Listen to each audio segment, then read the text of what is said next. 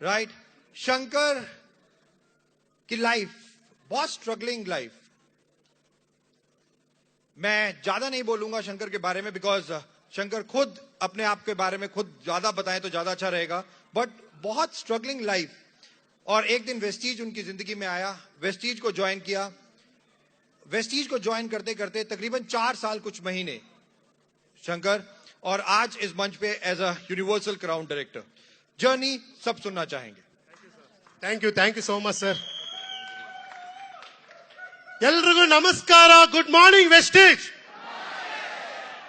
So ಹೆಸರು Shankar, basically IAS officer ಅನ್ಕೊಂಡ್ರಾ? ನಮ್ ತಾಯಣೆ ಸಾರಿ, ಆಟೋ ಡ್ರೈವರ್. ಸೊ ಈ ಒಂದು ಸ್ಟೇಜ್ಗೆ ಬರೋದಲ್ಲ, ಈ ಒಂದು ನನ್ನ ಜೀವನ ಹೇಗಿತ್ತಂತ ಹೇಳಿದ್ರೆ, ಒನ್ ಟೈಮ್ ಸದಾಶಿವನಗರ ಈ ಕಡೆ ಮಲ್ಲೇಶ್ವರಂ ಬರ್ಬೇಕಾದ್ರೆ ಈ ಗೇಟ್ ಪಕ್ಕದಲ್ಲೇ ಹಾಕೊಂತ ಇದೆ. ಯಾಕೆ ಅಂದ್ರೆ ಒಳ್ಳೆ ಬಾಡಿಗೆ ಸಿಗತ್ತೆ ಅಂತ. ಯಾರು ಒಳ್ಳೆ ಟೈ ಹಾಕೊಂಬಂದ್ರೆ ಒಂದು 100 ಕೇಳಿದ್ರು ಕೊಡ್ತಾರೆ, 150 ಕೇಳಿದ್ರು ಕೊಡ್ತಾರೆ ಅಂತ.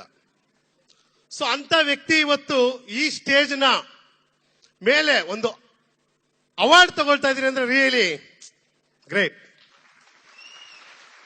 ಸೊ ಎಜುಕೇಶನ್ ಇಲ್ಲ, ನನ್ನ ಒಂದು ಆಟೋ ಜರ್ನಿ ತುಂಬಾನೇ ಕಷ್ಟವಾಗಿತ್ತು. ಭವಿಷ್ಯದಲ್ಲಿ ಅನ್ಕೊಂಡಿದ್ದೆ ಏನಾದ್ರೂ ಒಂದು 2 ಹೊತ್ತು ಗ್ಯಾರಂಟಿ ನನ್ನ ಹೆಂಡತಿ ಮಕ್ಕಳಿಗೆ ಅನ್ನ ಹಾಕ್ತೀನಿ ಅಂತ ಅಷ್ಟೇ. ಒಂದು ಒಳ್ಳೆ ಮನೆ ಕಟ್ತೀನಿ, ಒಳ್ಳೆ ಕಾರ್ ತಗೊಳ್ತೀನಿ, ಡೆಫಿನೆಟ್ಲಿ ಇಲ್ಲ. 2004ರಲ್ಲಿ ಒಬ್ಬ ವ್ಯಕ್ತಿ ಬಂದ್ರು. ಆ ವ್ಯಕ್ತಿ ಬಂದು, ಮಿಸಸ್ ಪದ್ಮಾ ಮೇಡಮ್, ನಮ್ಗೆ ಈ ಒಂದು ಮಲ್ಟಿ ಲೆವೆಲ್ ಮಾರ್ಕೆಟಿಂಗ್ ಬರೋದಕ್ಕೆ ಮೇಜರ್ ಅವಕಾಶ. ಜೆ ಮಂಜುನಾಥ್ ಅವರ ಅಕ್ಕ. ಆ ಟೈಮಲ್ಲಿ ನನಗೆ ಜೆ ಮಂಜುನಾಥ್ ಅವರು ಬಂದು ಮಲ್ಟಿ ಲೆವೆಲ್ ಮಾರ್ಕೆಟಿಂಗ್ ಅಲ್ಲಿ ಹಂಗ್ ಮಾಡ್ಬೋದು ಹಿಂಗ್ ಮಾಡ್ಬೋದು ಅಂತ ಒಂದು ವಸ್ತು ಕೊಟ್ರು. ಆ ವಸ್ತುನ ನಾನು ಹಿಡ್ಕೊಂಡು ಸುಮಾರು 9 ವರ್ಷ ತುಂಬ್ತದೆ ಅನ್ಕೊಂಡೆ. ನಮ್ ತಾಯಣೆ ತುಂಬಲಿಲ್ಲ. ಯಾಕೆ ಅಂದ್ರೆ ಒಂದು ತೂತ್ ಮಂಕ್ರಿ ಕೊಟ್ಬಿಟ್ಟು ನೀರ್ ಬಿಟ್ರೆ ಅದು ತುಂಬ್ತದ? ಸೊ ಸುಮಾರು ನೋಡ್ದೆ, ಏನೇನೋ ಮೋಟಿವೇಶನ್ ಮಾಡಿದ್ರು, ಅದು ಮಾಡಿದ್ರು, ಇದು ಮಾಡಿದ್ರು. ತುಂಬ ಎಲ್ಲಿಂದ ತುಂಬತ್ತೆ? ರಾತ್ರಿ ಕರೆದ್ರು ಹೋಯ್ತಿದ್ದೆ, ತುಂಬ್ತದೇನೋ ನೋಡೋಣ. ಹಬ್ಬಾರಿ ದಿನ ಬಿಟ್ಬಿಟ್ಟು ಬಾಪ ಅಂದ್ರು, ಹೋಗ್ಲಿ ಇವತ್ತು ಹಬ್ಬಾರಿ ದಿನ ಬಿಟ್ಟು ಹೋಗ್ತಾ, ಇವತ್ತು ತುಂಬ್ತದ? ಸೊ ಸುಮಾರು 9 ವರ್ಷ ತುಂಬು ಅಂದ್ರೆ ಎಲ್ಲಿ ತುಂಬ್ತದೆ? ಯಾಕೆ ಅಂದ್ರೆ ಅವ್ರ ಕೈಯಲ್ಲಿ ಕೊಟ್ಟಿರೋ ಮಂಕ್ರಿನೂ ಅದೇ ತರನೇ ಅವ್ರ ಪ್ಲೇನು. ಅವ್ರಿಗೂ ತುಂಬಲಿಲ್ಲ, ಅವ್ರನ್ನ ಕೊಟ್ಟಂತ ಒಂದು ಮಂಕ್ರಿ ನಮ್ದು ಕೊಡ್ಲಿಲ್ಲ. ಸೊ ಬಹಳನೇ ತುಂಬಾನೇ ಇತ್ತು. ಜೆ ಮಂಜುನಾಥ್ ಅವ್ರ ತರನೇ 2012 ಫೆಬ್ರವರಿ 28ನೇ ತಾರೀಕು 2 ಆಪ್ಷನ್ ಇತ್ತು. ಒಂದು ಸತ್ತೋಗ್ಬಿಡೋಣ, ಇಲ್ಲ ಅಂದ್ರೆ ಬೆಂಗಳೂರು ಬಿಟ್ಬಿಟ್ಟು ಬೇರೆ ಊರಿಗೆ ಹೊಟ್ಟೋಗೋಣ. 2 ಆಪ್ಷನ್ ಇರೋದು. ನೋಡಕ್ ಮಾತ್ರ ಫಸ್ಟ್ ಕ್ಲಾಸ್ ಆಗಿದೀವಿ. ಕೆಲವೊಂದು ಲೋಕಲ್ ವರ್ಡ್ಸ್ ಹೇಳ್ತಾರೆ, ಹಾಲ್ ನೋಡಿದ್ರೆ ಅಲಂಕಾರ, ಬಾಳ್ ನೋಡಿದ್ರೆ ಬಾಯ್ ಬಡ್ಕೋ ಅಂತ. ಸೊ ಅಂತ ಒಂದು ಲೈಫು. ನೋಡಕ್ ಮಾತ್ರ ಹೂ ಪೈಸಾ ನೈ. ಸುಮಾರು 9 ವರ್ಷ ದೊಡ್ಡ ಲೀಡರ್ ಎಲ್ಲ ಬಂದ್ರು, ಹಂಗ್ ಮಾಡ್ಬೋದು, ಇಷ್ಟು ವರ್ಷ ನೀವು ಹಿಂಗಿದ್ರೆ ಹಿಂಗ್ ಮಾಡ್ಬೋದು. ನಮ್ ತಾಯಣೆ ಆಗ್ಲಿಲ್ಲ. ಯಾಕೆಂದ್ರೆ ಅವ್ರಿಗೂ ಗೊತ್ತಿರ್ಲಿಲ್ಲ, ನಮಗೂ ಗೊತ್ತಿರ್ಲಿಲ್ಲ. ಅವ್ರಿಗೂ ಸುಳ್ಳು ಹೇಳ್ಕೊಟ್ಟಿದ್ರು, ಅದೇ ಸುಳ್ಳು ನಮಗೂ ಹೇಳ್ಕೊಟ್ಟಿದ್ರು, ಸ್ಟೇಜ್ ಮೇಲೆ ಹಿಂಗೆ ಹೇಳು ಅಂತ. ಸೊ 2012 ಮಾರ್ಚ್ 4ನೇ ತಾರೀಕು ಜೆ ಮಂಜುನಾಥ್ ಅವರು ಬಹಳ ಬಲವಂತ ಮಾಡಿ, ಇಲ್ಲ ಇವಾಗ ಒಂದು ವಸ್ತು ಕೊಟ್ಟಿದ್ದೆ, ಅದು ತೂತ್ ಮಂಕ್ರಿ ಅಂತ ನನಗೆ ಗೊತ್ತಿರ್ಲಿಲ್ಲ, ಯಾಕೆ ನನಗೂ ಅವ್ರು ಕೊಟ್ಟಿದ್ದು ಅದೇನೆ. ಇವತ್ತೊಂದು ನಿಜವಾಗ್ಲೂ ಒಂದು ಒಳ್ಳೆಯ ವಸ್ತು ಸಿಕ್ಕಿದೆ, ಆ ವಸ್ತು ನನ್ ಗ್ಯಾರಂಟಿ, ನಂಬಿಕೆ ಇದೆ, ಬನ್ನಿ ಅಂದ್ರು. ಸರಿ ಆಯ್ತಪ್ಪ ನಡಿ ಅನ್ಬಿಟ್ಟು ನಾನು ಮಂಜು ಸರ್ ಅವರಿಬ್ರು ಡೆಲ್ಲಿಗೆ ಹೋಗಿ ಶ್ರೀಮಾನ್ ತ್ರಿಮೂರ್ತಿಗಳು, mister Gautam Bali sir, mister Deepak sir, mister KB Kanwar ಬಿಂಗ್ ಸರ್, ಇವ್ರು 3 ಮೀಟ್ ಆದಾಗ ಗೊತ್ತಾಯ್ತು ಇದು ತೂತು ಮಂಕ್ರಿ ಅಲ್ಲ, ಅಕ್ಷಯ ಪಾತ್ರೆ. ಸೊ ಇವ್ರು ಕೊಟ್ಟಂತದ್ದು ಅಕ್ಷಯ ಪಾತ್ರೆ.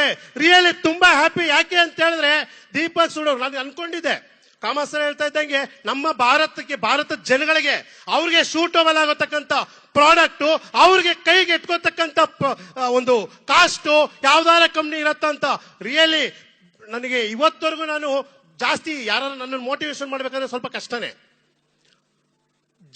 ನಮ್ಮ ದೀಪಕ್ ಸಾರು ಒಂದು ಕ್ಯಾಬಿನ್ ಅಲ್ಲಿ ಕೂತ್ಕೊಂಡು ಒಂದು ಪ್ರಾಡಕ್ಟ್ ಬಗ್ಗೆ ಹೇಳ್ಬೇಕಾದ್ರೆ ಹುಚ್ಚನ್ ತರ ನಾನು ಒಬ್ನೇ ಕೂತ್ಕೊಂಡು ಚಪ್ಪಾಳೆ ಹೊಡೆದ್ಬಿಟ್ಟೆ. ಸೊ ಯಾಕೆ ಅಂದ್ರೆ that is Vestige power product and cost. ತುಂಬಾ ಖುಷಿ ಆಯ್ತು. ಸ್ಟಾರ್ಟ್ ಮಾಡಿದ್ವಿ, 5:15 ಅವ್ರು ಮಾಡಿದ್ರು, 5:35 ನಾನು ಮಾಡಿದೆ. ಅವ್ರ ಹಿಂದೆಗಡೆನೆ ಅಲ್ವಾ. ಜೆ ಮಂಜುನಾಥ್ ಅವರು 2012 ಮಾರ್ಚ್ 7 ಅಮಾವಾಸ್ಯೆ ದಿನ. ಎಷ್ಟೋ ಜನ ಹೇಳ್ತಾರೆ ಅಮಾವಾಸ್ಯೆ ಇವತ್ತು ಹಂಗ್ ಮಾಡಬಾರ್ದು ಹಿಂಗ್ ಮಾಡಬಾರ್ದು. ಅಮಾವಾಸ್ಯೆನೇ ರೀ ಒಳ್ಳೆ ದಿನ.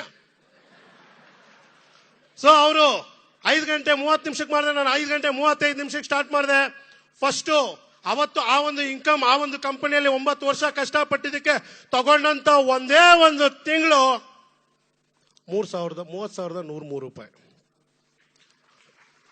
ಕಕ್ಕ.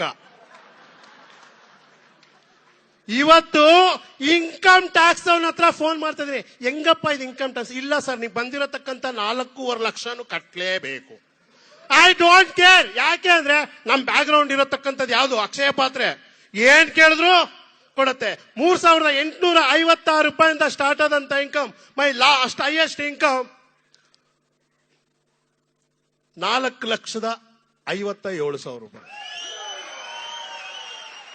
ಸೊ ಈ ತಿಂಗಳು ನನ್ನ ಒಂದು ಕ್ಯಾಲ್ಕುಲೇಷನ್ ಪ್ರಕಾರ ನಿಯರ್ ಬೈ 5.5 ಲಕ್ಷ ಆಗತ್ತೆ ಅಂತ ಅನ್ಕೊಂಡಿದ್ದೀನಿ. ನಾನು ಈ ಕ್ಯಾಲ್ಕುಲೇಷನ್ ಎಲ್ಲ ಬರೋದಿಲ್ಲ. ನಮ್ಗೆ ಕರೆಕ್ಟ್ ಆಗಿ ಇವ್ರಿಗೆ ಆಲ್ರೆಡಿ ಮಹೇಶ್ ದಿಗ್ಲ ಹೇಳಿದ್ರು ಈ ತಿಂಗಳೆಲ್ಲ ಆಲ್ರೆಡಿ 6 ಲಕ್ಷ ಬಂದ್ಬಿಡ್ತದೆ ಅಂತ. ನಮ್ಗೆ ಗೊತ್ತಿಲ್ಲ, ಯಾಕೆ ನಾವು ಓದಿರೋದು ಜಾಸ್ತಿ, 1ನೇ ಕ್ಲಾಸ್ 7 ತಿಂಗಳು. ಸೊ ನನಗೆ ಕ್ಯಾಲ್ಕುಲೇಷನ್ ಬರಲ್ಲ, ಬಟ್ ನನ್ನ ಶ್ರಮ ಎಷ್ಟಿತ್ತು ಅಂತ ನನಗೆ ಗೊತ್ತಾದ್ರೆ ಆ ಇನ್ಕಮ್ ಅಷ್ಟು ಬರತ್ತೆ ಅಂತ ಗೊತ್ತು ನನಗೆ. ಸೊ ಇವತ್ತು ಇನ್ಕಮ್ ಜೊತೆ ಇವತ್ತು ನೋಡಿ, ಒಂದು ಟೈಮ್ ಆ ಕಂಪನಿಯಲ್ಲಿ ಕೆಲಸ ಮಾಡ್ಬೇಕಾದ್ರೆ ನನ್ನ ಹೆಂಡತಿ ದಿನ ಹೇಳ್ತಿದ್ಲು, ರೀ ಮನೆಗೆ ಒಂದು ಟೀಪಾಯ್ ತಗೊಂಬನ್ರಿ ಅಂತ. ಏನ ಟೀಪಾಯ್, ಅದ್ರ ರೇಟ್ ಎಷ್ಟಪ್ಪ ಅಂತ ಹೇಳಿದ್ರೆ 675 ರೂಪಾಯಿ, ಇಲ್ಲೇ ಮುನೇಶ್ವರ ಬ್ಲಾಕ್ ಅಲ್ಲಿ.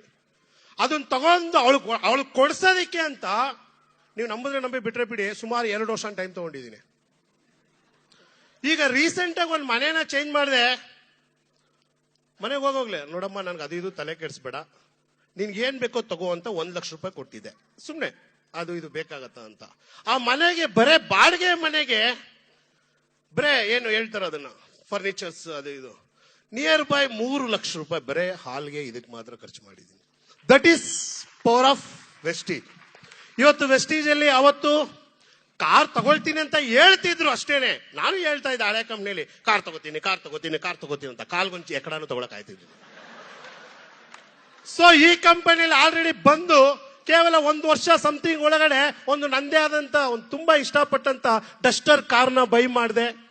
ಸೊ ನೆಕ್ಸ್ಟ್ ಬರೋದ್ರೊಳಗಡೆ ಇದು ಪ್ರಮಾಣವಾಗು ನೆಕ್ಸ್ಟ್ ಈ ಒಂದು ಅವಾರ್ಡ್ ಸೆರೆಮನಿಯಲ್ಲಿ ನಂದೇ ಆದಂತ, ಬಟ್ ನನಗೆ ಯಾವ ಕಾರು ಅಂತ ಗೊತ್ತಿಲ್ಲ, ಯಾಕೆ ಯಾವ್ಯಾವ್ದೋ ಇದೆ, ಅದು ಏನೋ ಮರ್ಸಿಡೀಸು ಅದೇನೇನಿದೆ, ಒಟ್ನಲ್ಲಿ ತುಂಬಾ ಜಾಸ್ತಿ ಕಾಸ್ಟ್ಲಿ ಅಂಡ್ ಸೇಫ್ಟಿ ಇರತಕ್ಕಂತ ಕಾರ್ನ ಬೈ ಮಾಡ್ತೀನಿ.